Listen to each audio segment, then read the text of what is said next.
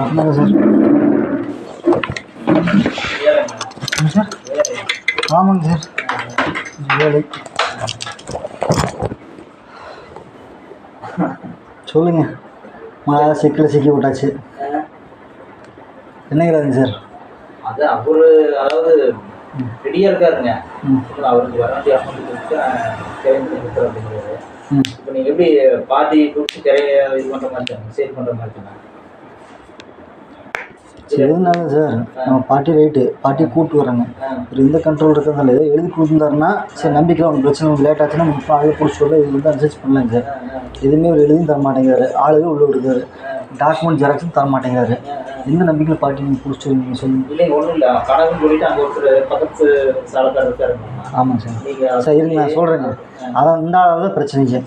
எனக்கு அவருக்கு ஆகாது. எனக்கு முதலேருந்தே ஆகாதுங்க.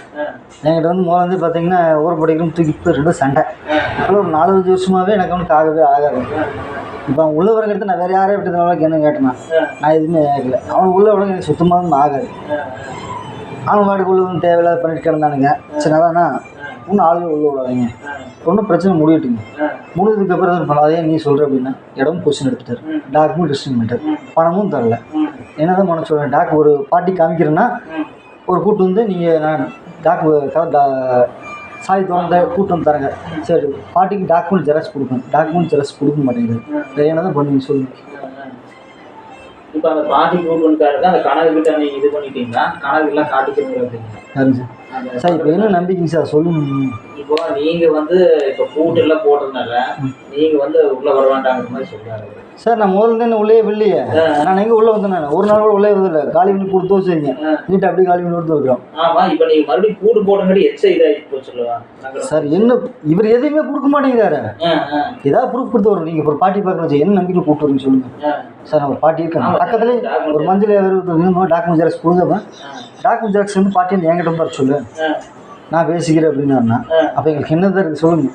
என்ன நம்பிக்கை விட சொல்கிறீங்க நீங்களே நான் சொல்லுங்கள் சார்.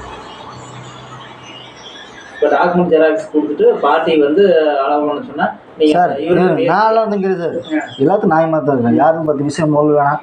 ஏன் மொழி யாத்திங்க வேணாம். நான் கரெக்டாக தான் இருக்கேன். சொன்ன மாதிரி இருக்கணும். அவ்வளோதான். 10 ரூபா முன்னே பண்ணிக்க வந்து பேச சரி ரைட்டு. நான் பார்ட்டி கூப்பிட்டு ரைட்டுங்க. ஏதோ டாக்குமெண்ட் ஜெராக்ஸ் பண்ணணும் வந்தால் பார்ட்டி கூப்பிட்டு பண்ணேன். நான் குடியாக இருக்க போகிறேன். நான் நினச்சி தான் பொசிஷன் எடுக்க பெரிய விஷயமே இல்லை. ஒரு மணி நேரத்தில் எடுத்துருவேன். அது என்ன வேணாலும் சரி. எத்தனை பேருக்கு நானும் லாரிக்காக இருந்தாங்க. எத்தனை என்கிட்ட 25 விளையாட்டு இருந்தாங்க. எல்லா வேலையும் நானும் பார்க்குற ஆள் தான். அது நமக்கு தேவையில்லைங்க சார். அது யார் வேணாமா இருந்தாலும் சரி 10 ரூபா முன்னே பண்ண நான் வந்து நியாயமாத்திருக்கேன். சொல்லிட்டு பண்ணியிருந்தா ரெடிங்க சார். என்கிட்ட வேலையும் பேசி போட்டு எல்லாம் முடிச்சுட்டு போட்டு அதுக்கப்புறம் வந்துட்டு நீங்கள் சேஃப்டிக்காக நான் பண்ணிட்டேன். என் பணத்தை கொடுங்க நான் திருப்பி தரேன் அப்படிங்கிறார். நான் அன்னைக்கு கூட கேட்டேன். நீங்கள் எழுதி கொடுங்க என் பணத்துக்கு. சரி எனக்கு ஒரு உரிமை இல்லை சார். என்ன நம்பிக்கை சொல்லுங்கள். எல்லாமே போச்சுன்னு அவர் நினைக்கிறதோ பண்ணுற மாதிரி நினைக்கிறாரு.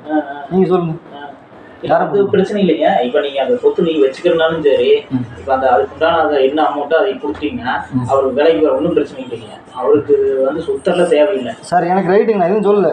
என் வாங்க 21 லட்சம் அமௌண்ட் சொல்லி தரேன். மீதி அமௌண்ட் போகும். மீதி அமௌண்ட் எதுக்கு கொடுத்தா ஓகே நான் பொறுத்த பார்ட்டி பிடிச்சிட்டேன். என் நம்பிக்கை ஒன்றும் பிரச்சனை எதுவுமே ஜெராக்ஸே கொடுக்கறதால இந்த நம்பிக்கை சொல்லுவேன். எனக்கு கூட கேட்டேன் இல்லையா டாக்குமெண்ட் 1 ரூபா பண்ணுவாங்க சார். 1 ரூபா வாங்க ரிஜிஸ்ட்ரேஷன் கைது போட்டு கொடுத்துருவாங்க. ஒரு எழுதி கொடுத்து கேட்டேன். அதுக்கு என்ன பார்த்து சொன்னேன் அப்படிங்கிற சொல்லுங்கள். என்ன நம்பிக்கை இருக்கு சொல்கிறீங்க. இன்னும் போச்சு 4 மாதம் 3 மாதம் இழுத்துன்னு வச்சுக்கேன். ஒரு இடம் முடியுதுங்க சார். உடனே முடியாது. இதே வந்து எங்கள் ஏரியா இருந்தேன்னா எந்த பார்ட்டியாக நான் கூப்பிட்டு வரலாம். ரிஜிஸ்ட்ரேஷன் ஒரு பேரில் இருக்குது. நான் வந்து எந்த பார்ட்டி கூட அது செஞ்சு ஒரு நீதிக்கு போய் வரேன் கேட்பானே. கேட்பாங்களா மாட்டாங்களா சார்? இல்லை கேட்பாங்க. கண்டிப்பாக கேட்பாங்க இல்லைங்களா சார்? அதாவது என்ன நினைக்கிறேன்னா கொஸ்டன் வந்து உங்களுக்கு கொடுக்கணும் அசால்ட்டாகி போவீங்க அப்படிங்கிற மாதிரி சொல்கிறாரு சார். இப்போ ஒன்றும் சார் எங்கெல்லாம் ரிச்சு நீங்கள் எங்கேயா பார்த்துருக்கீங்களா? 1 ரூபா பணம் வாங்க கழுத்து போட்டு போனேன். நம்பிக்கை தானே சார்? இல்லை அது ரைட்டா சார். நான் இப்போயும் சொல்கிறேங்க. நான் கேட்குறதுனால உதவி செஞ்சு அப்படி பணம் கொடுத்தேன். அந்த நேரத்தில் எனக்கு அந்த கோவம் கிடையாது. அந்த பக்கத்தில் இருக்கிறவங்க எனக்கு ஆகாது. ஆக்சுவல் ப்ராப்ளமே அதுதான்.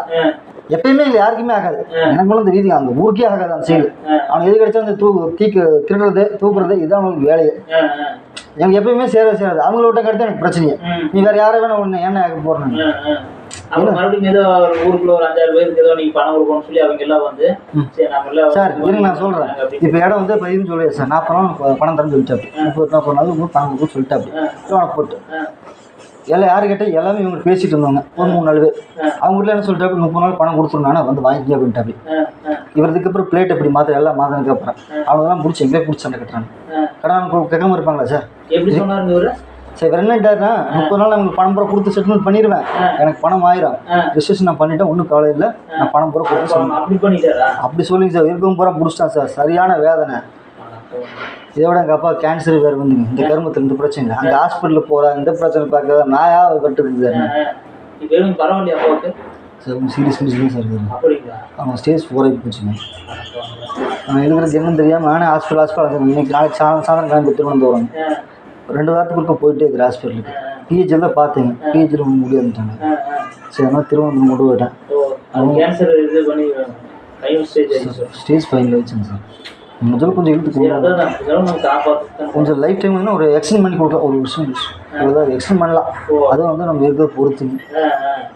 முன்னாடியே பார்த்துருக்கோம், ஒரு 2-3 வருஷத்துக்கு முன்னாடியே பார்த்துருக்கோம்.